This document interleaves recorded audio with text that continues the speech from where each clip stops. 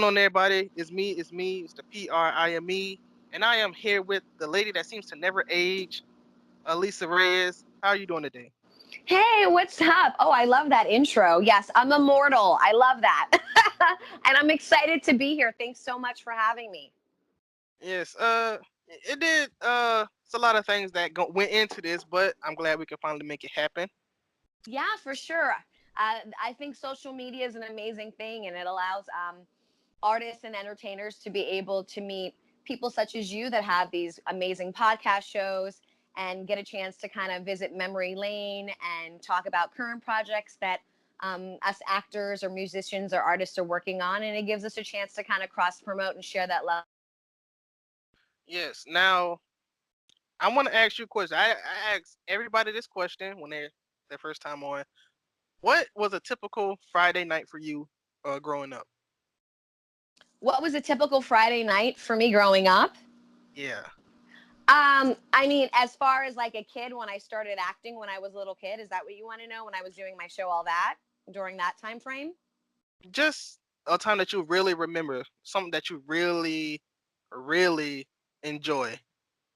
Um, well, I'm from New York City. I'm from Manhattan. I Okay. Oh, currently reside in the West Coast, but uh, and I started acting when I was around 7 years old. So, just to kind of segue a little bit for people uh, that want to know a little bit about me really fast. I come from a show called All That on Nickelodeon.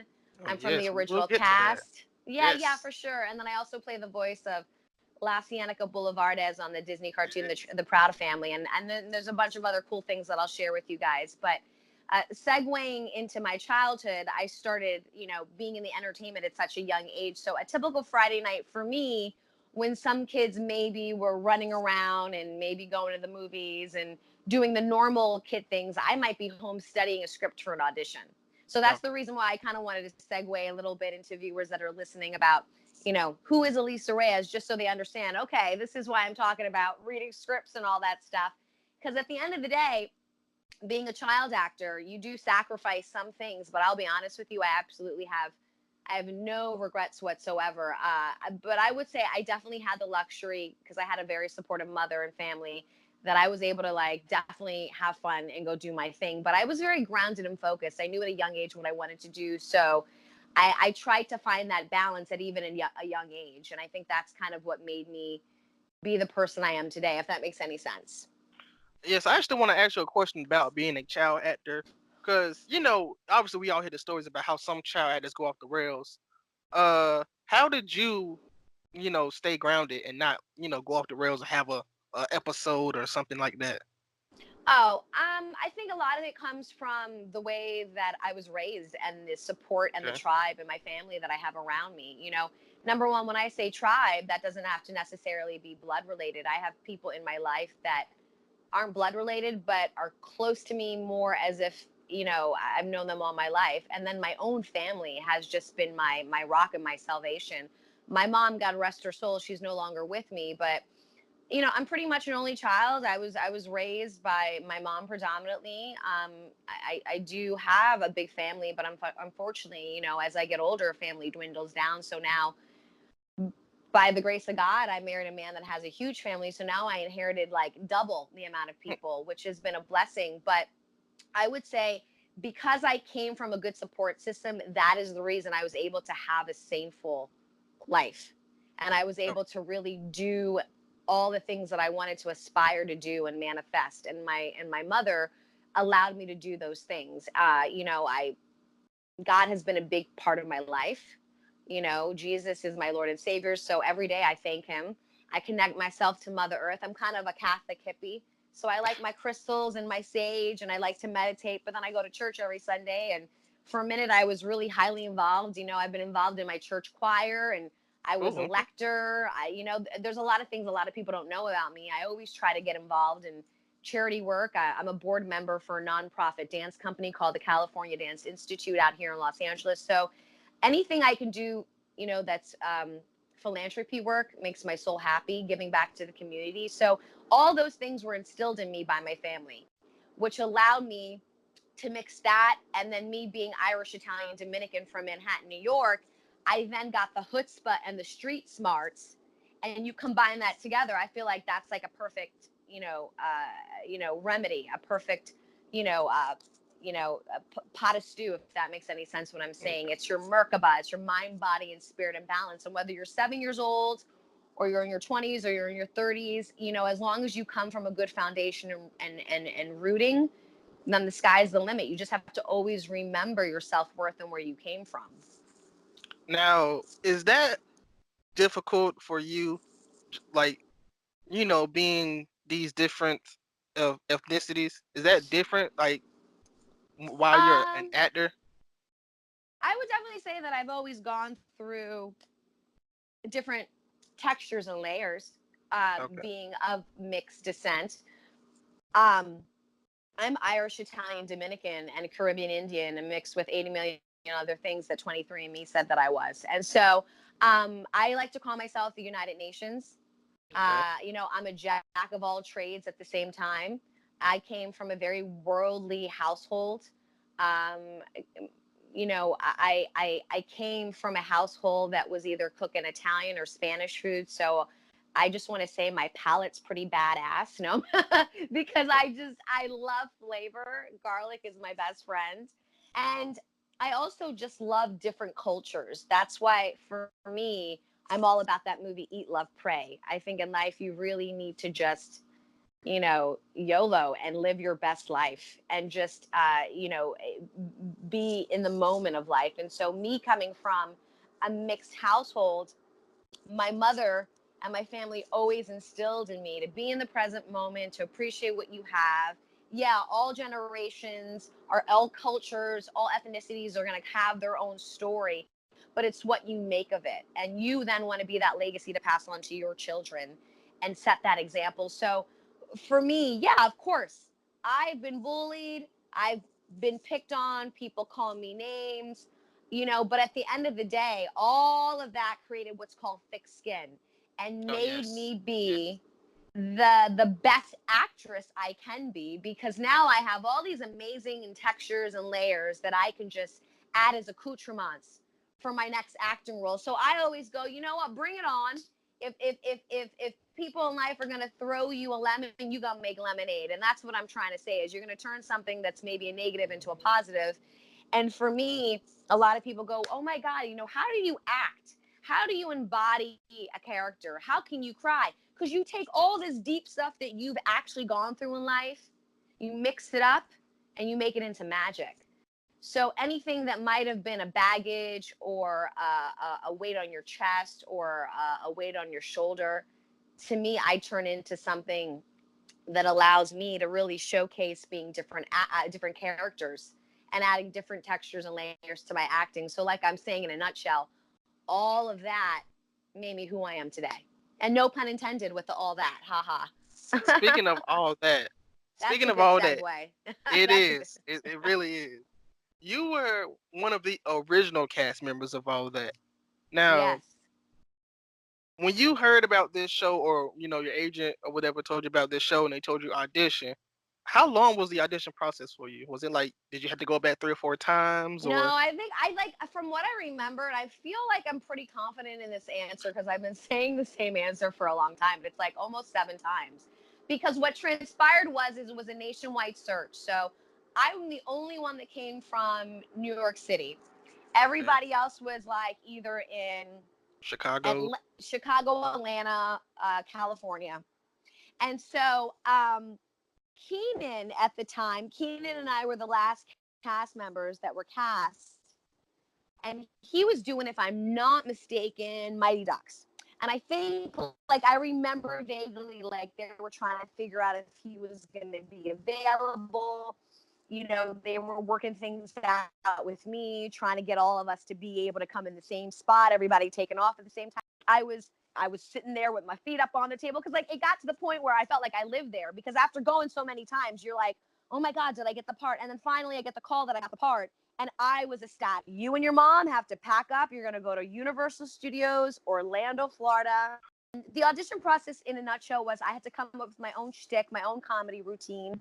And when I got the part, I went straight to Orlando, Florida, Nickelodeon Studios. And unfortunately, I wasn't able to get off the plane and go to my home or hotel where I was going to live for like the next 6 months. I had to go straight to the trailer to meet the cast.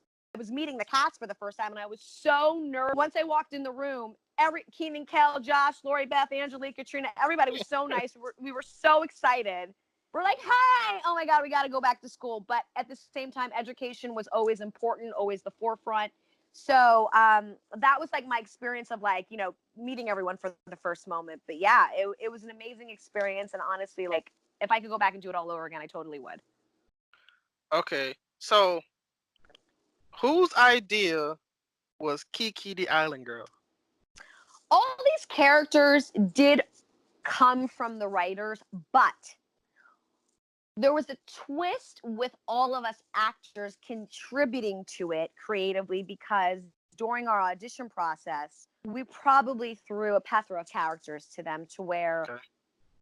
I'm sure there was a Kiki in there. I'm sure there was an Ed from Good Burger. I'm sure there was a Ross Perot from Katrina, and Urkel from, Angelique, and Earboy from Josh. You understand where I'm saying? A Loud Yeah. Librarian from Lori Beth. So they have maybe then organically came up with a new character name and a concept. But I do remember going in, and some of my shtick that I did for the audition process, I was a very, as you can tell, I have a lot of energy, hyper girl. So it just made sense for me to be Kiki, like Marianne from Gilligan's Island, and then Lori Beth just be like, I ain't nobody got time for that energy, which kind of how it's like, that's how her and I were when we were around. I love you, and she's like, I love you, but ain't nobody got time for that, but I love you. You know what I mean? And that's kind of how, like, Kiki and probably Fran formulated, because it was like this, like a seesaw of energy, and it just worked. All that was a formula that just worked, hence why the show is making a reboot this year. So it's that old saying, if it ain't broke, why fix it? You know what I mean? Yes, yes. You did all that. You also did another show, The Proud Mm-hmm. Family, and Yeah. The Proud Family is a show. It's like, I can't explain it. It's just like one of those shows where you just gotta watch. Like, it's very entertaining, and it's a cartoon. Usually Yeah. cartoons are entertaining for different reasons. Like, like cartoon for kids is more Uh-huh. pow pow pow. This is actually like storytelling in between, like a real family. Yeah, I mean, Proud Family was on Disney Channel. I played the voice of La Cienega Boulevardez. She was a recurring character. Yes. It was about Penny Proud, the Proud family. So you had Oscar Proud, you had Penny Proud. Oscar Proud was played by Tommy Uh, Davison. yeah, Tommy Davidson. Penny Proud was played by Kyla Pratt. I mean, we had a great list of actors. The character Soleil Moon Frye, well, actually, the character was played by Soleil Moon Frye. I'm going blank on what her name was. Oh, God forgive me. But she played Punky Brewster in the 80s. So she was one of the voices on the show. But there were so many different actors on the Proud Family that were diverse. That's what was amazing about the Proud Family, is that literally everybody was diverse, and there was nothing like it on the Disney Channel. Because sometimes you watch programming where I call it the cookie cutter thing, where it's all one ethnicity, and not it's not realistic. You know what I mean? So, Yeah.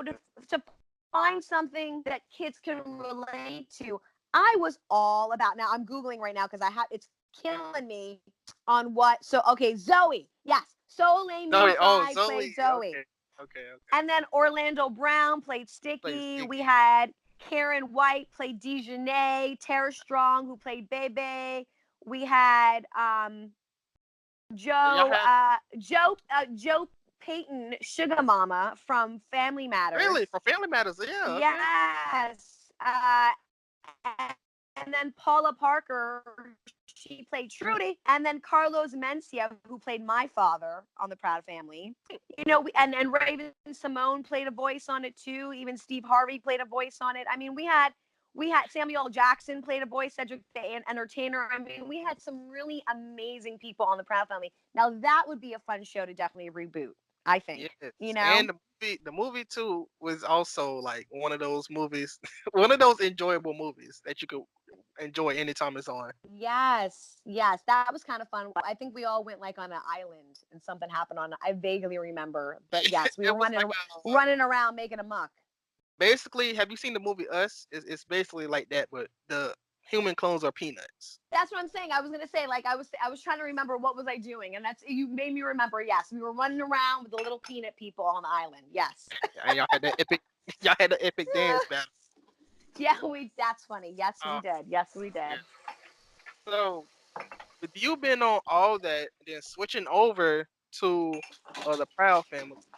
Yeah. In your head, are you thinking like, "Oh, I'm good," or do you really want to look forward to what's next? Well, I mean, after I did all that, yes, I did move on to the Proud Family, but in between all that and the Proud Family, I actually moved on to doing a show called One World that was on TNBC. That Yes. was a Peter Ingle show. He did like Saved by the Bell, The New Class, and Saved by the Bell, the actual original City Guys, Hang Time. Then there was my show. I won a Hollywood Reporter Award for Best Actress for being on that show. After that, I moved on to doing soap work. I was on Passions for a little bit, Bold and the Beautiful. I've guest starred on shows like ER, NYPD Blue, Boston Public, Without a Trace, American Family, just to name a few. And then I segued a little bit into radio. I had a couple radio shows on Sirius Radio, and then I sing also. So there was a minute that I had a record deal with Hollywood Records. I was in a Yep. girls group called 3Gs. They had a song on the Princess Diary soundtrack. So, there's a lot of things a lot of people don't know about me. Being an actress, you kind of do have to be a little bit of a jack of all trades. And so, like, I grew up in New York going to the old professional performing arts school, majoring in musical theater. So, music and singing and dancing and acting has always been kind of my formula. So, now as I've gotten older, I'm doing more film work, finally doing, TV, which I always love, but now doing also behind the scenes stuff where I'm creatively writing, producing, and, working a little bit behind the scenes so I can have a little bit more of that creative input in regards to the projects that I'm involved in. Okay. Uh, so I have two questions, but Mm-hmm. I'm gonna ask one at a time. So Okay. you were a jack of all trades. Have you ever thought about like going in to do plays or doing Broadway or anything like that?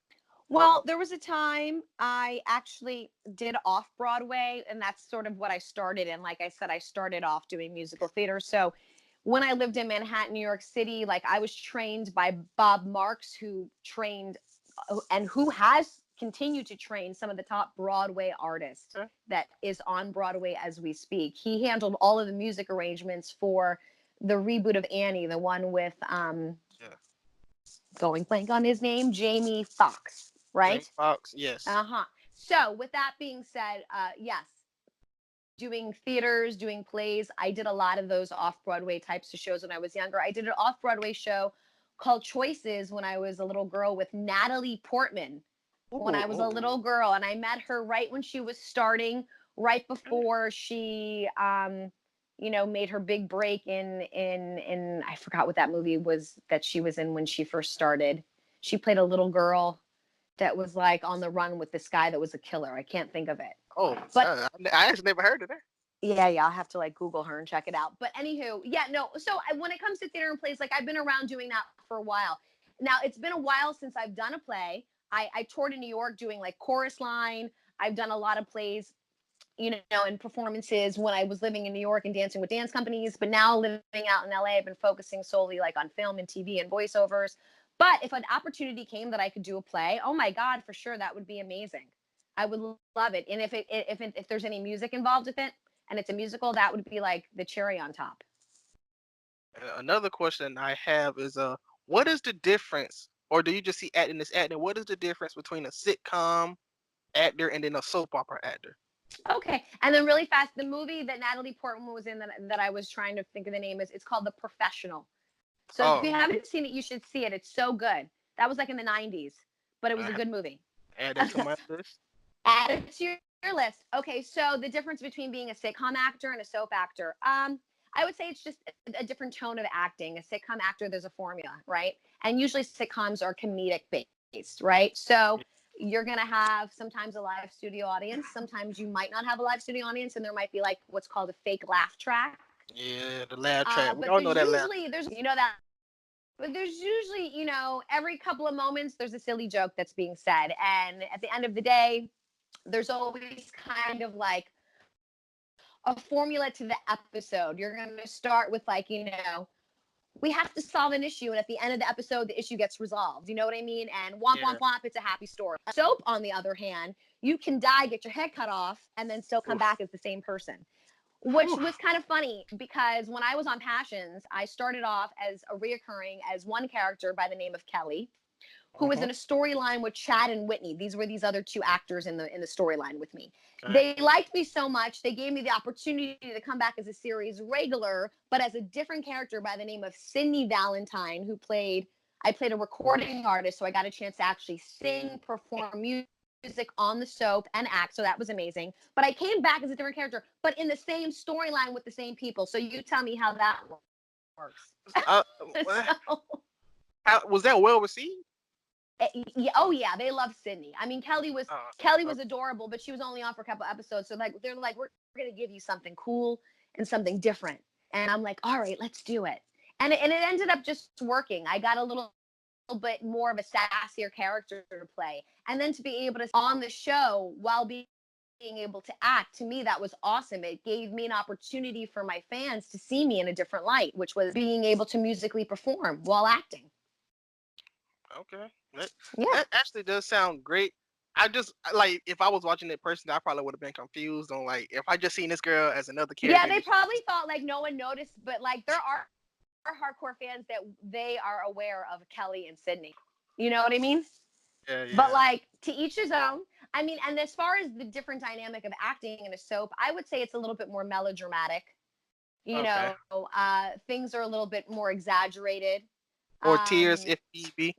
oh yeah, you have to be able to cry at the drop of a dime if you're a soap actor. Hence, segueing back to if you have a past in your life and you're an actor, then you're going to take all of those textures and layers and you're going to think about all those different trials and tribulations. And that's what's going to make you cry and be a great actor. That's why a lot of people are like, oh my God, like, how are you an actor? And I go, you take all of what you've been through and you just muster up into an energy ball. And that's what's going to help you find your emotion, if that makes any sense.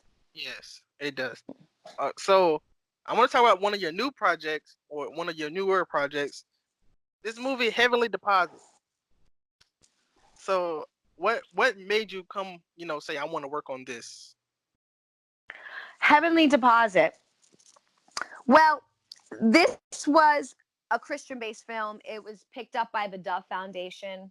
We have John Savage in it, Ella Joyce, Christina Denton, George Vincent, myself. We have a great cast of people. It's a story that's a positive message about a husband and wife and about faith and about how, at the end of the day, love is the key and your connection to your higher self. And even in your lowest times in life, even when you think you have no one, all you have to do is look up and remember the minute you connect and ask for help, that help is going to be given. But you can't ask for help if you don't believe and have faith, right? Yeah. And you're not going to get any help unless you ask for help. You know what I mean? So it's about having a voice and believing in yourself and knowing your self-worth and knowing that at the end of the day it's all about love and to put ego aside. And so that's kind of what the message was. And for me to be able to do a Christian based film, number one, with me having Jesus be my Lord and Savior and being to be able to be a part of something like that, I was so ecstatic because it was such a positive message, it being about God. It is a positive And message. and also that it's a family movie, like anyone of all ages can see it. So we just had our West Coast premiere yesterday, and the rapport was amazing. The Okay. reciprocation was amazing. It felt amazing to see people get the message. I was like so touched that people were crying and then laughing at the right moments, and it was so beautifully edited. The scoring is beautiful. The cast did an amazing job. I was really proud to be a part of this project. Shout out to George Vincent and Rick Irvin, who are the creators and producer and director of it, and just to the cast. So right now, if I'm not mistaken, the movie trailer is available. You just have to go to heavenlydeposit.com. Okay. And then if you want to get some more information on the release date, uh, in a nutshell, if I'm not mistaken, you can pre-order and pre-ordering is available. A DVD is available through Walmart and Amazon. The Okay. release of the film is going to be on May 28th on digital platforms such as iTunes, Fandango Now, Redbox, On Demand, Xbox, and Sony and PlayStation. So we're excited that once the end of May comes, it's going to be available through all of these different options for people to see the film. So it's really exciting. Then after you see the film, if you can give us a review on Amazon, that would be amazing. That would really be amazing too. And then follow us on Heavenly Deposit on Instagram as well, or check out the website heavenlydeposit.com if you want to see the teaser and the trailer. But May 28th is the release date. Okay. Okay. Now, with that being said, we are coming up to the end of the Okay. road. I'm Mm-hmm. sorry, it has to happen, people. Oh, But okay. if you can leave one word with the people before you leave, of a word of encouragement, what would that word be? The word of encouragement I would say is to surrender and let go, right? Okay. We in life do not have any control over tomorrow, and yesterday's already happened, right? So all we can really do is work on being in the present moment. And if that's hard for you, um, my advice would be just try to create just a sacred moment for yourself and just take a couple of deep breaths and remember that you do have a purpose, and that when you wake up every morning, just to be in gratitude, and when you go to bed, just to be in gratitude. Life isn't going to be perfect, but God doesn't give you what you can't handle.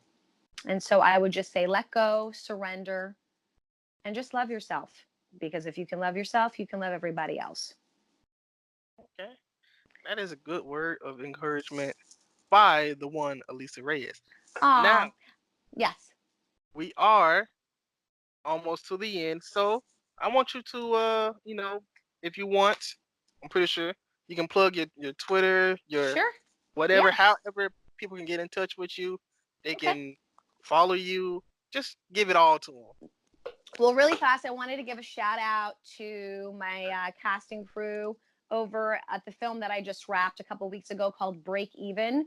Be sure to follow our Instagram page, Break Even on Instagram, or check out our IMDb page at Break Even. It's a film I just did about two couples that steal 50 million and we're on the run, directed by Shane Stanley and written by CJ Wiley. My co-stars are Eric Fellows and Tasia Tellis from the show 100, and Brent Bailey and myself. We have an amazing cast, Steve Gutenberg, and the list goes on and on.